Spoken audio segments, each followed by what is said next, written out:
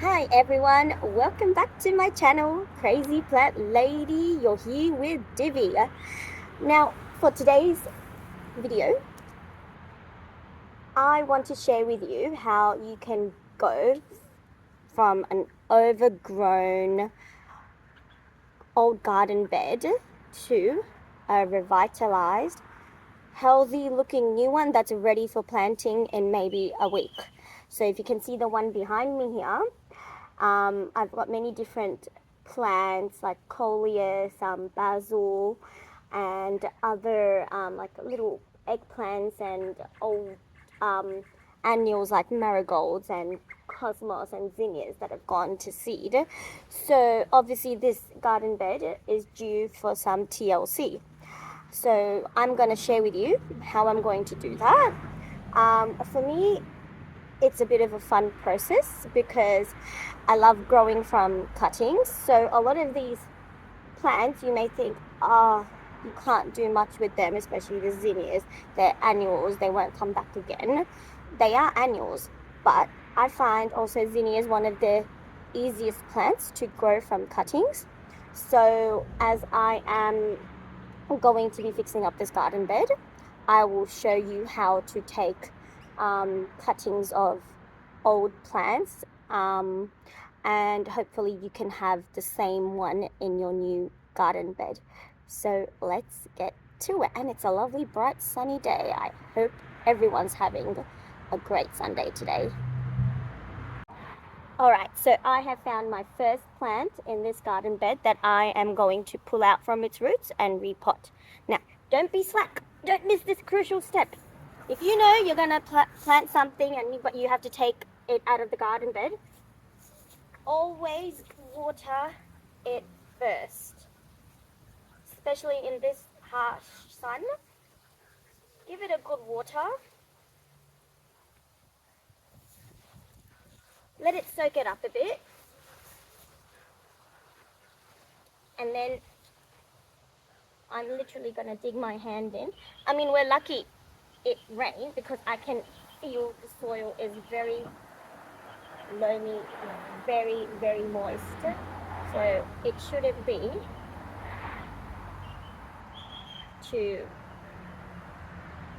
harsh on it. So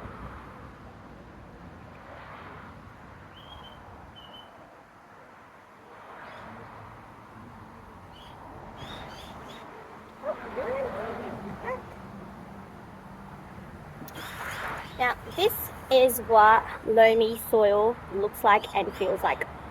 Look at that. Look at how it's just retaining the moisture. So let's go pot this up now.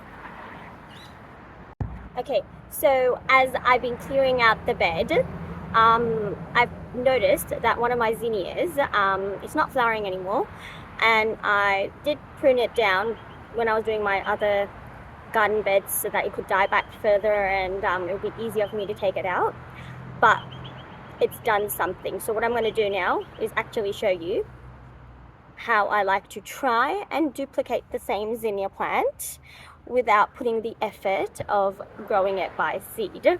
So I've got my Clonex. I've just got this from Bunnings. It costs around $14, but there are cheaper alternatives to do this. You could use, I also have used aloe vera gel and honey. Actually, I might make a video and experiment with that maybe another time. Oh, so much to be about. Amazing. Anyway, let's get to it. So using whatever tool you have for cutting, I'm just going to snip it off above the last node. So if you look here, it has got new growth from another node. So what I am intending on doing, and see with zinnias, they're kind of like tomatoes. They have little things on their stem, and if that makes contact with water or any moist seed raising mix, it should root. So it's as simple as that. So I'm going to dip that in there into my Clonex make sure it goes all over the stem, and then put it into a moist seed raising mix and keep it probably in my home for maybe a day, and then slowly move it into my greenhouse. And all you have to do is just keep it alive. Alright, if you want to get chickens, get ready for chaos. Excuse me, you know you're not allowed to be in the garden bed. Get out of the garden bed. Oh, you're eating my plants too. Madam. Oh, of course it's you, Bluey. It's always you. Hop out. Yeah, the other two know not to go in the garden beds, but Bluey is always the one who will not listen. Hey everyone, I'm back. So the garden bed is ready to be revitalized, reconditioned. Just the soil is ready for icing. It's like icing on the cake. Okay, so what I have with me here is my tub of dry amendments. You could go to Bunnings and buy, Blood and Bone or any other type of dry fertilizer, but I like to collect a variety and kind of make my own, because then I feel like I can control the amount of nitrogen, phosphorus and potassium goes in there, because sometimes I feel like Blood and Bone is just too much nitrogen. So yeah, dry amendments. I have my wheelbarrow, which you can't see, full of my composted garden soil, which I have just shoveled up from my composting tub. I also have a bag of A&L cow manure and a nearly empty bag of organic compost. So let's begin. Firstly, so I've got an irrigation system in here, which I've done it in such a way that it is actually hard to get out, so I'm going to have to work around this, which is fine. Okay, so I'm going to first start with my dry amendments with the good mix. Now what should happen by putting in these dried amendments first is it will boost your soil. Obviously that's one of the main reasons. As you can see, I am just spreading it out as much as I possibly can. So in here I've got a mix of alfalfa meal, fish meal, coconut meal. I've got fertilizer pellets. I have malted barley. I have potash. And I have a crustacean blend, which is very good calcium. So when you want to build up your soil, not only are you thinking about organic matter, but also, or not only organic matter, fertilizers, also think of the macronutrients. So you've obviously got your nitrogen, phosphorus and potassium in your main fertilizers, but also think about every other one, especially calcium. So if you've ever grown tomatoes and sometimes you notice that the bottom of your tomato is going black, that's called blight. And the two main reasons for that occurring is very low calcium level in your soil, or underwatering or overwatering. So underwatering and overwatering is easily fixed, but the calcium level can only be fixed by you actually using amendments with calcium in it, and there's not a lot of them. You have to look really closely at Bunnings or online to find one that will do the job, which is completely fine. You might be thinking I'm going overboard. I probably am, but it's not going to stop me. Alright, there's the dry amendments done. Now, the other important thing, once you do that, water. I was about to say water it in. I did not turn my tap on. Excuse me for a minute while I go turn on my tap. Alright, I'm back. Now, as I was saying, water in your fertilizers. The water will activate the fertilizers you use.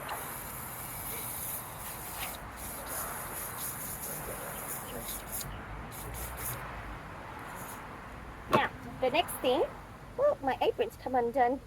It's alright, I fixed it. I love my gardening apron. Makes me get into gardening so much more. Thank you, Aussie Gardener. I love it.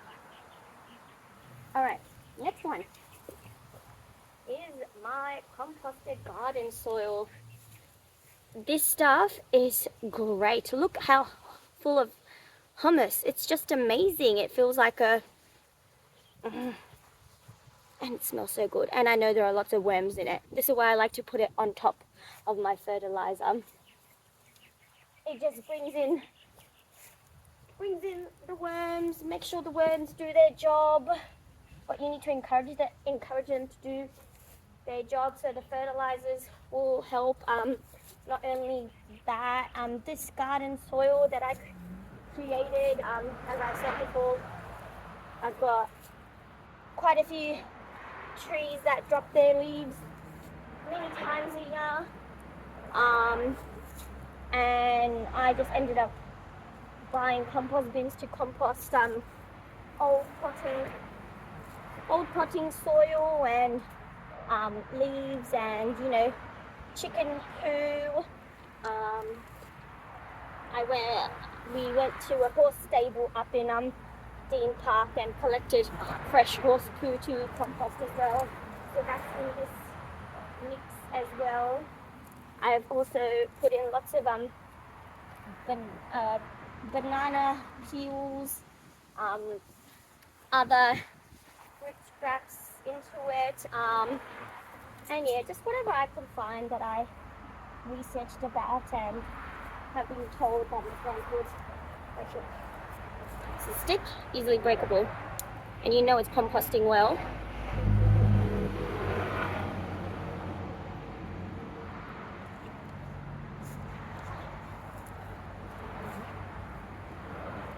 Now I don't like doing this too much because it does do my cooking, but the end result is a very healthy garden bed that will hopefully in turn grow healthy vegetables.